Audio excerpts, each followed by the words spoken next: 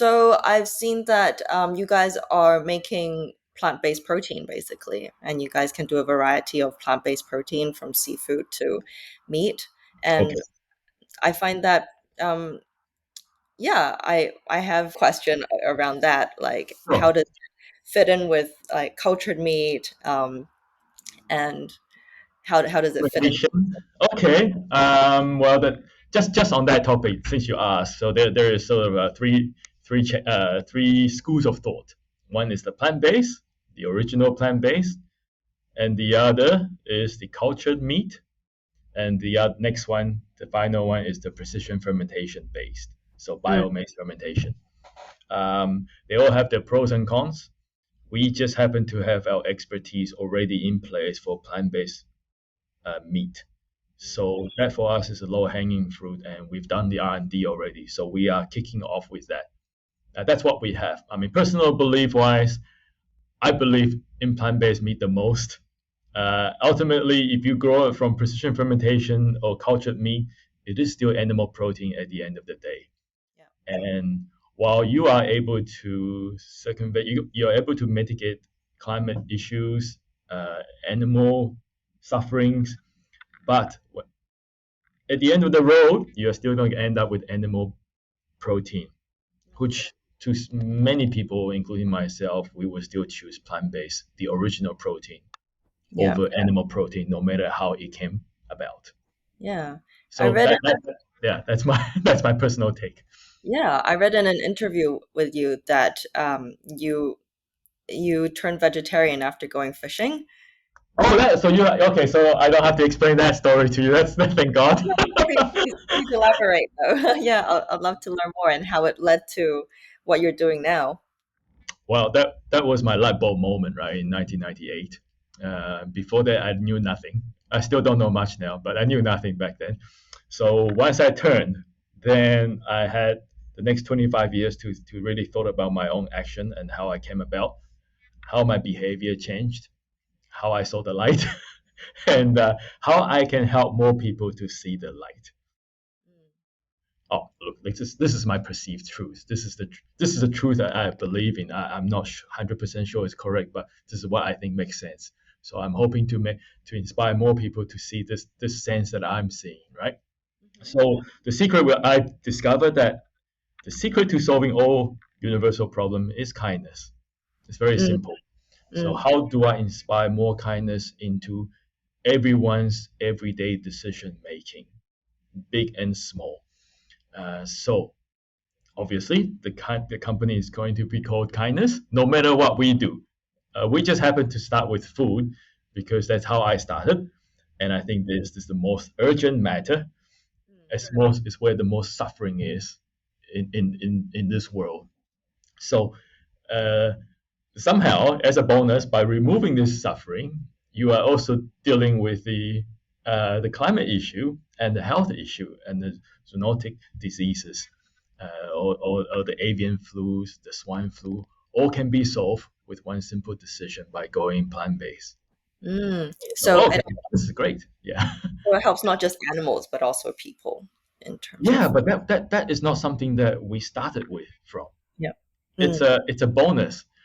And but again, it comes back to almost like karma, right? You are doing something for the benefit of others, and somehow it returns to benefit you in terms of your health and the environment.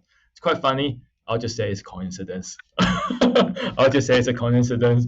But by going plant-based, removing animal suffering, it comes back to you mm, eventually. yeah. Okay, so we start with food because this is what we have. This is the know-how we have. So we are very laser focused, and the way we, the way kindness is, we basically open up our know-how in plant-based food R&D manufacturing to other like-minded manufacturers and food brands, so that we can help them to get into the industry quickly. Basically, start producing market-proven food products at market acceptable prices, competitive prices against animal protein right away. So we are hopefully saving them a lot of R&D cost and time. And if we can do this rapidly, globally, I think we can make a big dent in the animal agriculture industry, Yeah. we believe. How That's has it my plan. Sorry.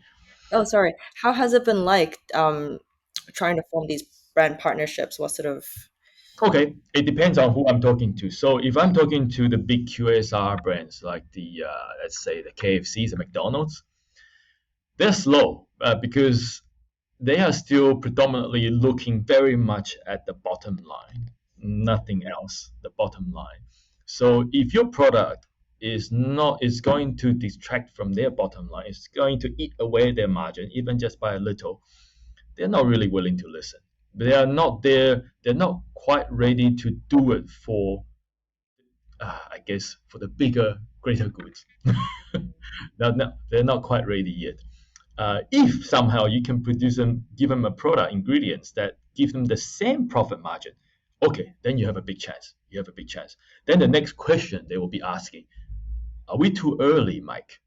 Are we too early to be offering this kind of product to our consumers? Because honestly, we don't believe our consumers are ready. So they like to be led, even though on their marketing, on their website, they always say they're innovators, right? But no, they're not. they're not. They're not innovators. They are profit chasers. Very simply, they're profit chasers. However, if I can go to them with the ingredient that gives them a better margin than the animal-based proteins, wow, I think then we will hit jackpot because they will be saying this product gives us better bottom line. So I tell you what, we'll put it in and we'll figure out a way to get the consumers to use it because it gives us better profit. There we go. Then they are working for you. Then suddenly they are turning around and working for kindness. So if I can get there, and I believe we can, because honestly, we're taking food from the ground, removing the middleman, which are the animals, and give it to the human. We really should make it cheaper than animal protein. Of course, they are heavily subsidized, so so that's a little bit unfair to begin with, but we just have to deal with that. So is it a challenge right now to lower the costs? The challenge right now, no, it's not. For us, it's not because we've done it a long time when we have ready-made formulation. We don't need to waste time on R&D. But for anyone else who's coming in, even as the biggest protein company in the world, Tyson's and Nacagio, it's a whole new playground for them.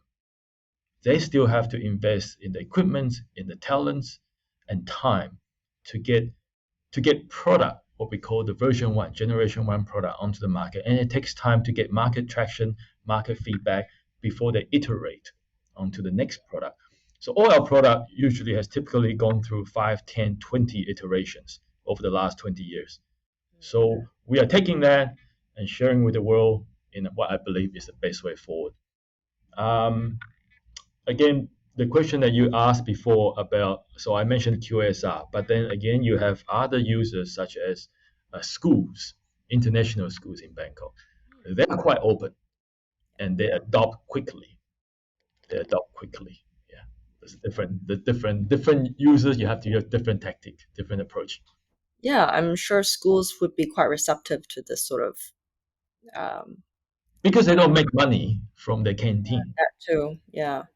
And I think they would want to expose students to a new way of life, I think. That's correct. And That's correct. young kids are more open to That's correct. doing So good for the world. with the schools and the hospitals, you know, when food and canteen is not what they make their money from. It's not their main business. They are Mm. easy, and it's easier for them to adopt. Is there any difference between how it tastes compared to real meat, or do you try not do you try to make it taste like real meat, or do you not? It will always be different. So if I give you a piece of Wagyu beef and I ask you to turn it into a spinach tasting product, it's going to be very hard. And if you do succeed, it's gonna take a lot of processing and probably ingredients you don't want, right? Yeah.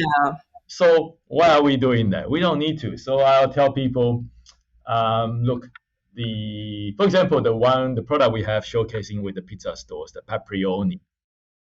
I don't want it to call it vegan pepperoni. I don't want it to call it plant-based pepperoni even. because as soon as you mention the word pepperoni, and when you take a bite as a first sampler, Yeah. you are immediately comparing with the pork and the beef version, and you are immediately going to say, no, it's not, Mm, even though it might taste good, but it's mm, not. Okay, exactly. so I'll just come in and I'll say it's a pepperoni. You say, what is pepperoni? I say it's a new product. It's a plant-based sliced protein for pizza topping that's made out of paprika flavored a paprika flavor. That's why we call it pepperoni. So you go in there going, okay, it's a new pizza topping. I'll taste it. All I care about is if it does it taste good? Does it give me a satisfactory eating experience? And that's all. Or I could easily say it's made from kangaroo or koala meat. And you'll be like, oh, okay, I've never tried it before. So you have no expectation. Again, you'll be thinking, does it taste good or not? That's all it matters. Yeah. And that's what it should be. Yeah. Being a sort of not vegetarian, but I do enjoy eating vegetables. I don't like it when it tries to imitate meat. It's just disappointing because it's not going to taste like it. It's But not I going to taste like like tasting good plant-based food. product. Yeah, Yeah. food. That's food. It's just food. There's so many different food out there. Yeah. So it's very simple. But obviously, when they first started, or when I guess started with Beyond, after when Beyond Impossible started doing that, everybody else followed. And unfortunately, I think that's the wrong way to market to the consumers. Yeah. Would you mind sharing your story on how you got started with kindness? Sure. So, 1998, vegetarian, turned vegetarian overnight. And then the next 20, 25 years thinking about, uh, from a very superficially thinking about what's going on and go a lot deeper, even spiritually, thinking, how do we change individual um, human beings in the decision making? That's why I came to the conclusion that it's kindness that drives our decision making and forward positively. And once you adopt that doctrine into your decision making, plant based it's a no brainer, and it's just actually a small part of your daily life. Um, from the way you eat to how you interact with others, your purchase decision, not just food, everything else, it will straight away fall into place, and you will be living a different lifestyle. So how do we come to kindness? So after 20 years, 25 years, when I saw Impossible and Beyond about 2017, when they start to come up, and when I saw at the same time the other two or all three major stakeholders seems to be finally moving into the same direction. The stakeholder meaning the government, because climate change is a real issue now. The second one, of course, is the corporates led by the big investors, which they also recognize that sustainability is a real issue. Then finally, the consumers, they're also ready because the baby boomers are getting old and the younger generations are waking up. So all three stakeholders are ready. I thought, okay, this time it is different for real. This time is different. So at that time, I was still a stockbroker in Australia, and that's why I have a lot of time doing all this thinking and reading. And I thought, okay, but by that time I was already in Thailand. So I moved to Thailand from Australia in 2014, and I've been working from home in my Australian role for the first 5 years. So work from home. I started work from home in 2014 before COVID. Yes, and that time I thought, okay, I was ready. So I start to think, how can I do this? How can I do this? So I knew, okay, first of all, it has to be plant-based, food related. So food related, plant-based.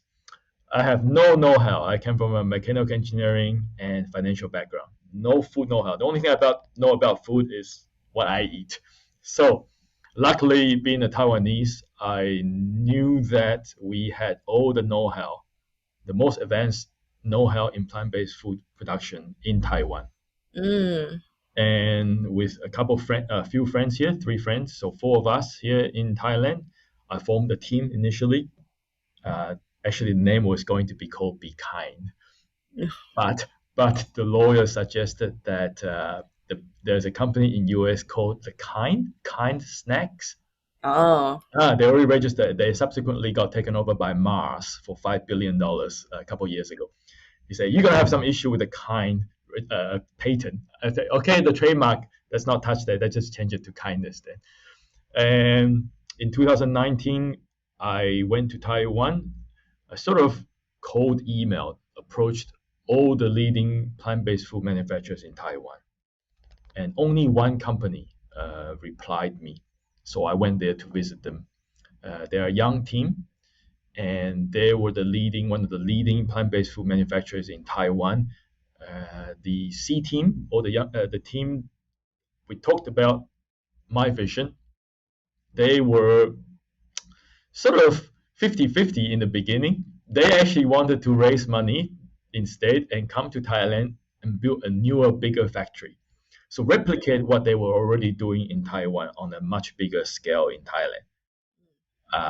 But that wasn't my plan. But we went with it for a little while until COVID hit. They couldn't raise money, so they decided, okay, that's fine. Mike, we'll go with your way. And they exited their old company in Taiwan, came and joined us. So we are all a bunch of co-founders, about eight of us, and four in Taiwan, four in Thailand. And the mission is really to open up and share this know-how with others. so sorry. Your vision versus their vision was that they just wanted to produce their own plant-based protein, whereas you wanted to be sort of kind of like the Intel. The Intel Inside, right? The Tetra, Exactly. the Microsoft in the early days. Mm, So yeah. let others build their laptops, their PCs, but we will provide the software that you can run your hardware on.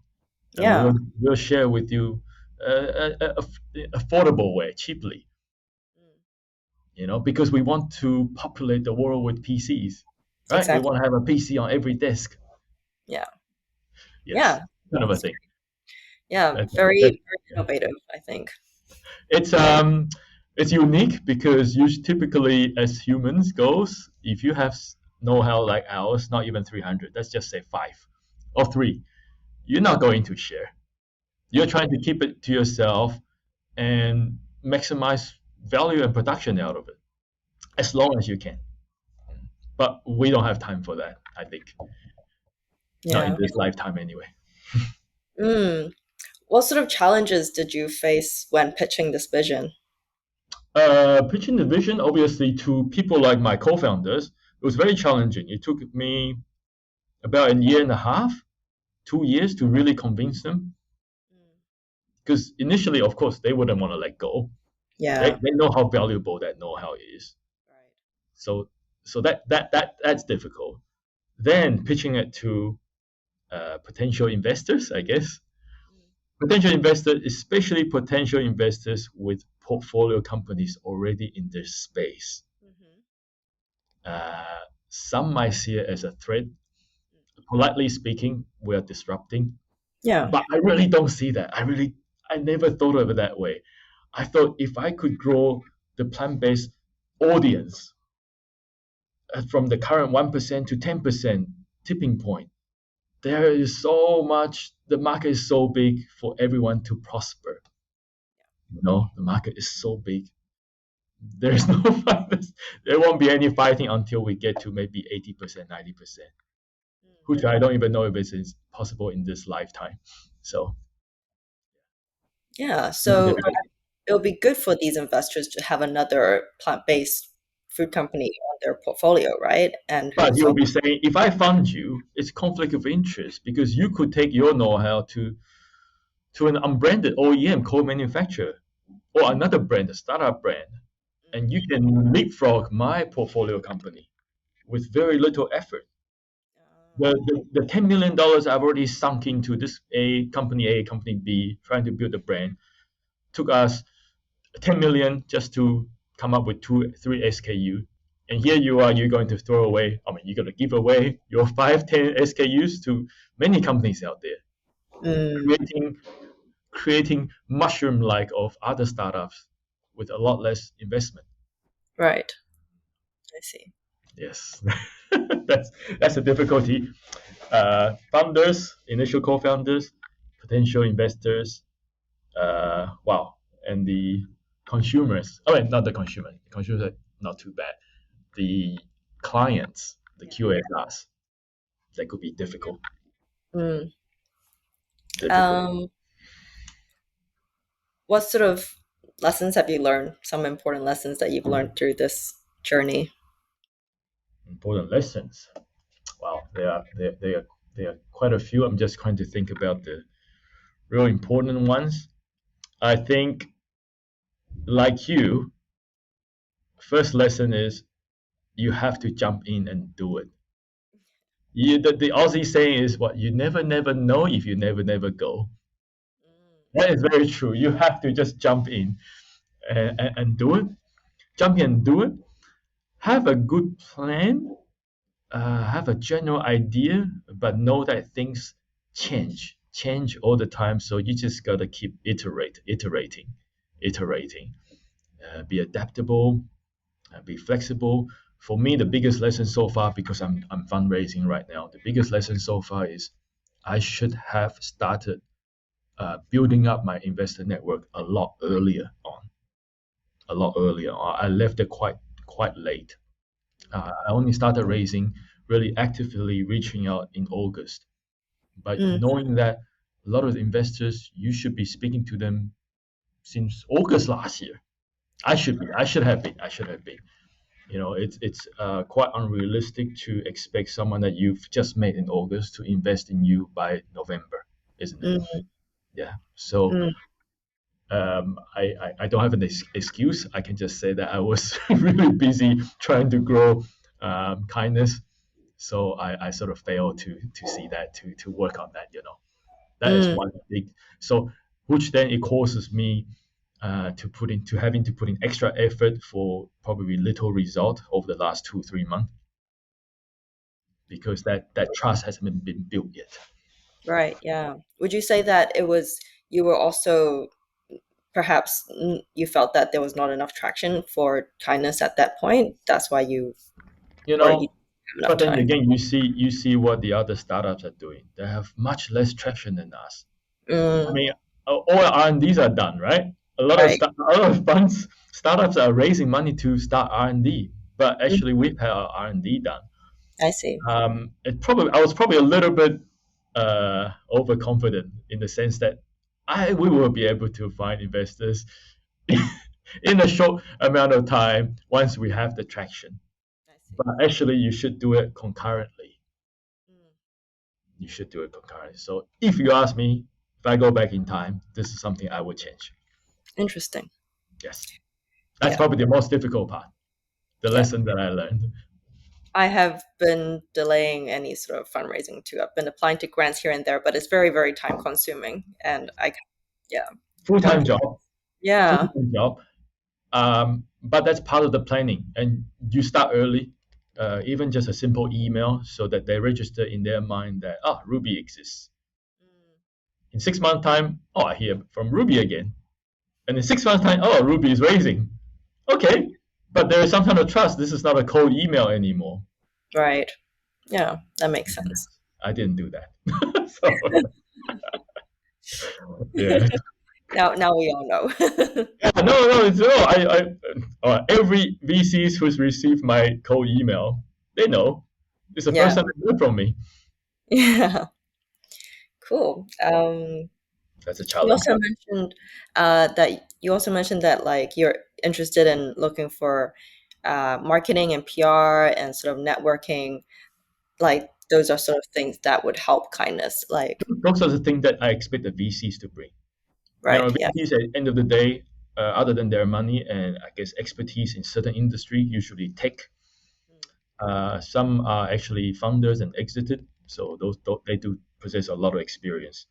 But what they do mostly do very well is stock promotion, Yeah. what I call stock promotion, Mm, getting you. So this is like a valuation game, right? mhm. So They are make sure they are there to make sure because they've got skin in the game now. They're there to make sure that your seed round planned out. You planned out your A timing, valuation wise, how you're gonna get there, what kind of tractions you need to get there. So they help with that. This is what they do. So the marketing part, all of that comes from the VCs, a lot of them, because they are the one with the skins in the game, and they will work hard to push that. I see. Yes, they are the best ones. Mm. So, do you see a opportunity for Future to help, given that it's a sort of like a social, I kind of call it like a social network or a LinkedIn, but focused on these topics. And my goal is for people to sort of, they spend 2 hours on Instagram and like maybe half an hour on LinkedIn. Maybe they can spend 10-15 minutes to learn more about um, what we can do for our planet and sort of the future of humanity.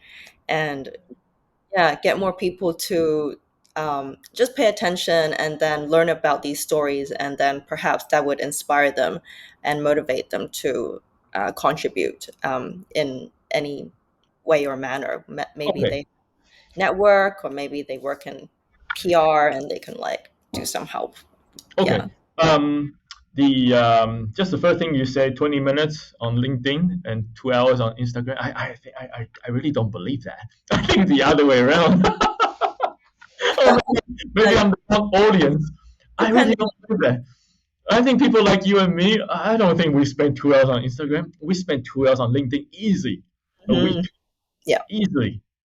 You look at some of the contents being put out there. People spend long time typing the contents out, Yeah. whether themselves or their assistant.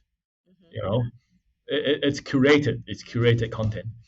It's very much so. So, uh, and the second part is, have you heard of a organization called Top Tier Impact?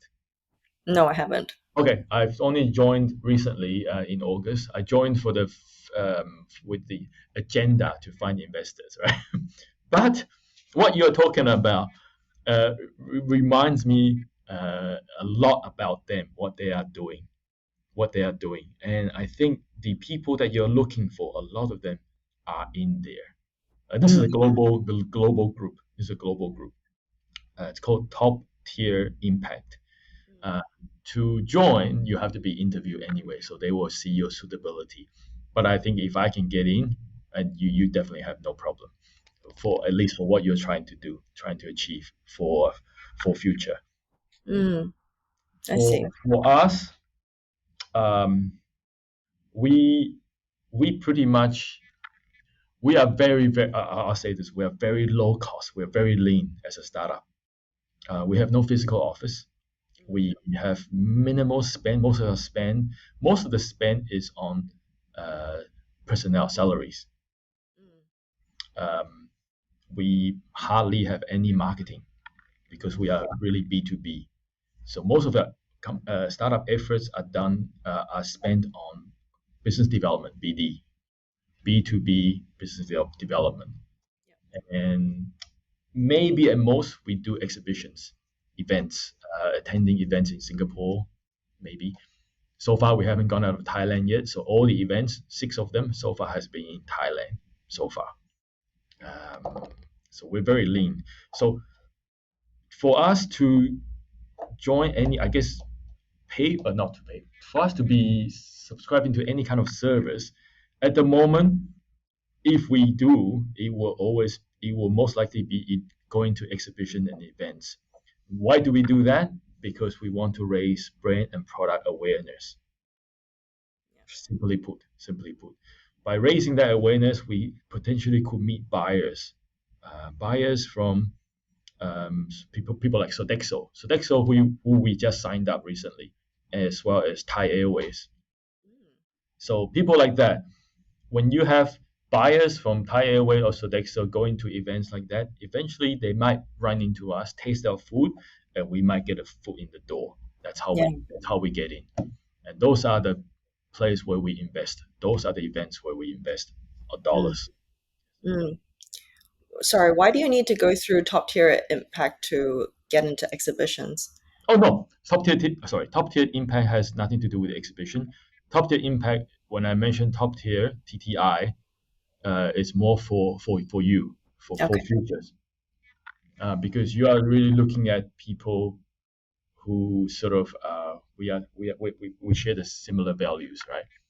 So those are the people there who will share similar values, and they are all over the world, and usually in positions of not to say authority, but they're in positions to make change.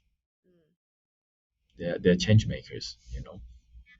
So they're useful for you to get in touch. Yeah, I'll look into it. Thank you for the. TTI. Hong Kong, Hong Kong is actually a good market. If I do go to Hong Kong again, it will be the food service companies, the Sodexos, the PCS, the OCS, and obviously the international schools and the hospitals. That's where I go. Have no interest in retail because I don't think I can make as much impact there as They're if a I bit too slow as well, right? I think. too slow. Because if I go to say school catering, hospital catering, whatever they give you, you have to eat. Yeah. So it So ensures that the food. Sorry. in hospitals, because I have a friend who's a doctor, and the food in hospitals are really unhealthy, actually, in Hong Kong. And I Okay. eat at hospitals as well when I visited my grandma. Yeah. Okay. Really unhealthy. Yeah. Okay. Let's see. That's room for improvement there.